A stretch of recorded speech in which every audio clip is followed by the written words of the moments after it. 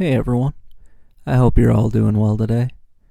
This time we're going to be going over 10 games that I have just really great memories of playing.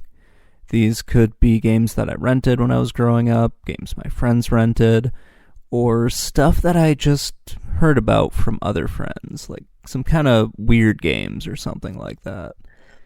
The first one is definitely going to be a little strange, so let's get into it. Metal Marines is a game that I heard about from a friend. He had a ROM of it, and it was a PC version of the game. But because it was just sort of a demo, you couldn't really use the actual mechs in the game.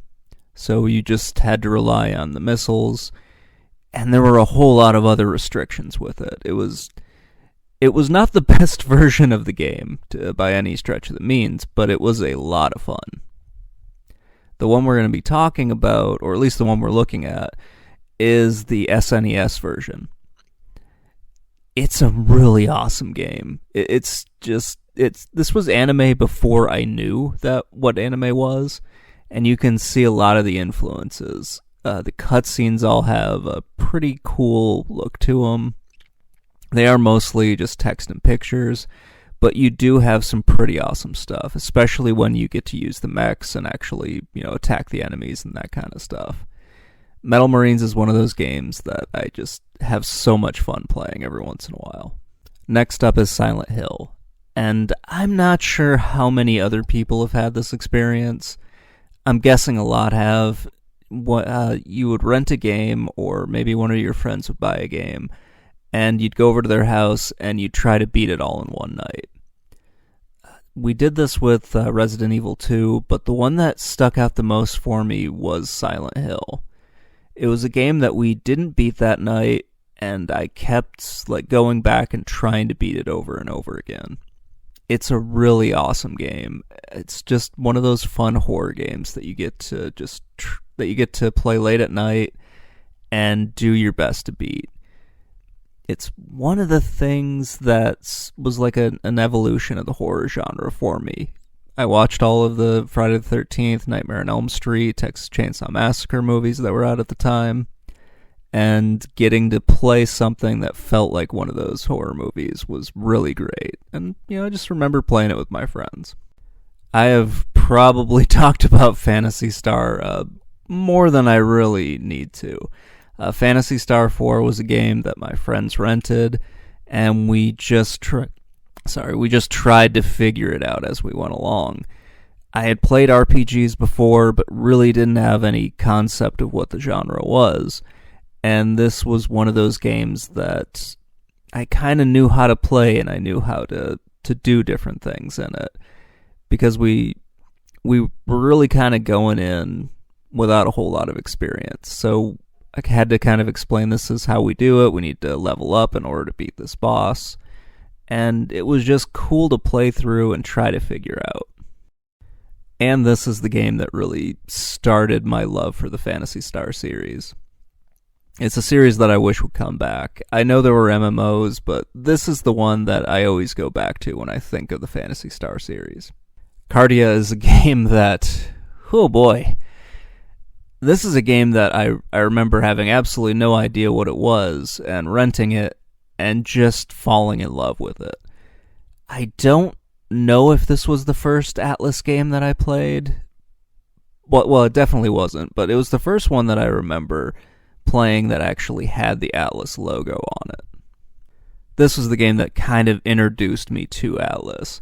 It wasn't until much later when I got older and I started playing more games I would kind of learn more about Atlas and sort of the stuff that they put out, and just all the kind of weird and quirky games that they would release. I know they're mostly known for Persona now, but I will always remember them for games like the Ogre Battle and Tactics Ogre series and stuff like Kartia. It's a weird game, but it is so much fun to play.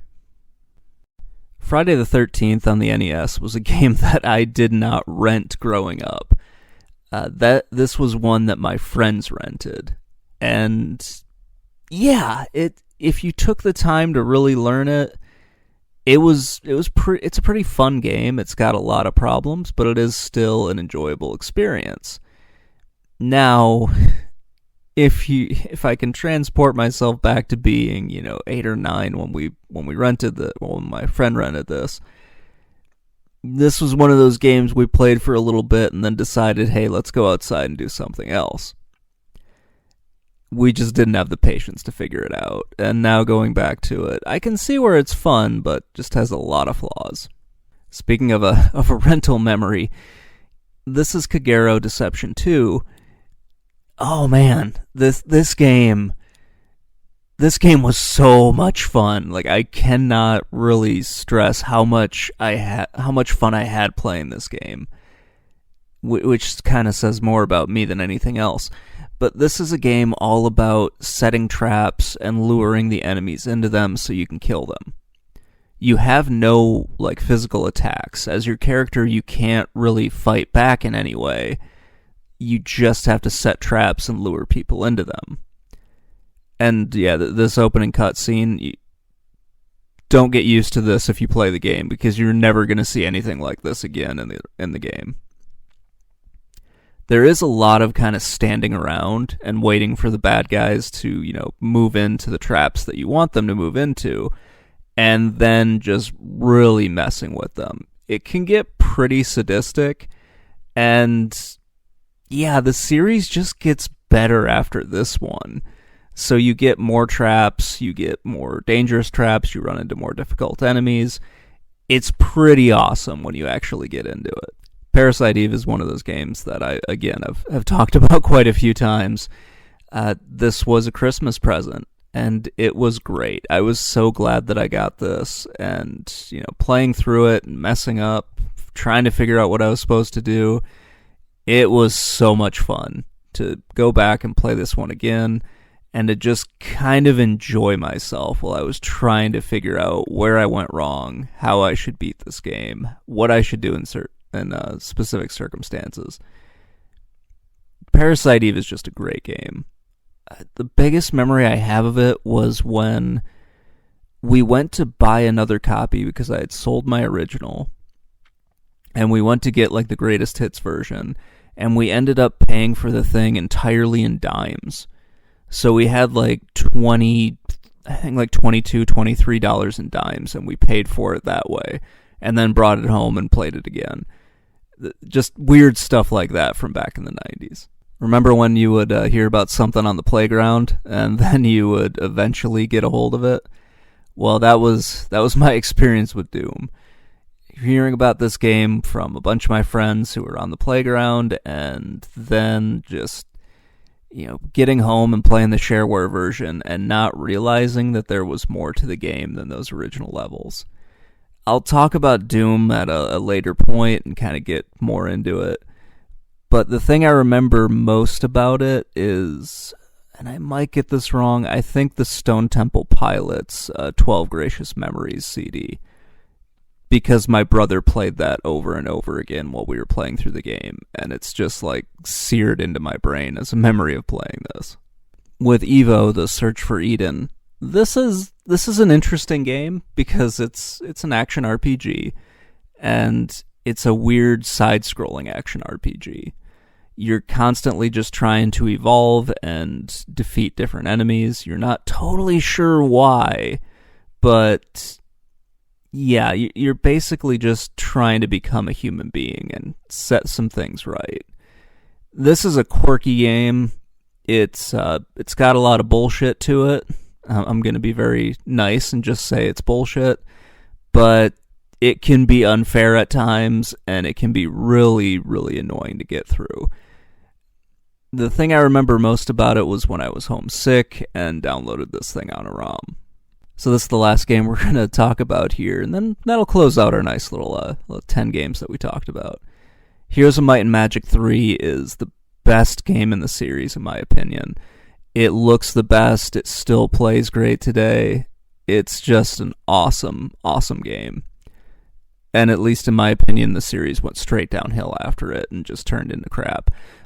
But this is a game that I remember mostly playing after I had sort of experienced the first one from my sister's ex-boyfriend, and just getting obsessed and wanting to keep playing a game like this, and finding the second one, and then finding the third one. It was just so great. I love these games so much. So I know this list might have been a little weird, but we made it to the end of it. Yeah, we got through it all right. These are just 10 games that I remember. I just have memories that are great. Each one of them I don't have a bad memory associated with. They were just a lot of fun to play through. I remember sitting down with my friends for most of them. I remember just doing weird stuff to get through these games. I had a friend that we created a bunch of levels for Heroes of Might and Magic 3 and just a bunch of weird scenarios to play through. I remember staying up late and playing a lot of these games. I can't really specify just one, but a lot of these games with my friends. A lot of them were played on sleepovers and that sort of stuff. Or I heard about them from friends, or I shared them with my friends because I rented a weird game and I wanted to share how weird it was. Anyway, guys, that's going to wrap everything up. I might add some more to this at some point or create another list similar to this. Anyway, let me know what you think in the comments below, and if you liked what you saw, consider subscribing. Talk to you later. Bye.